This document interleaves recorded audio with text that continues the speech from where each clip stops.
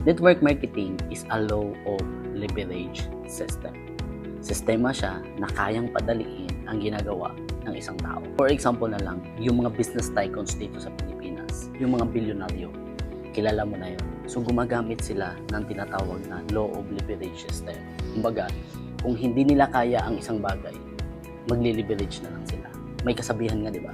Kung kaya ng iba, pagawa mo sa kanila. And that's why, pag nagtayo sila ng malalaking kumpanya, kailangan nila ng mga president, vice president, manager, supervisor, engineer, architect, and mga co-workers. Kasi yung mga business tycoons, yung mga bilyonaryo, right? Alam nila yung value ng time mo, yung value ng effort mo, yung skills mo, yung potential mo. At alam nila yung value ng serbisyo mo. Kaya kung ikaw, alam mo yung value mo as a person, alam mo yung potential mo na meron kang kayang gawin, alam mo yung value ng time mo, alam mo yung value ng skills mo at ng effort mo, pwede kang mag-leverage din. At the best, you have to start in network marketing. Yun lang guys, and have a nice day.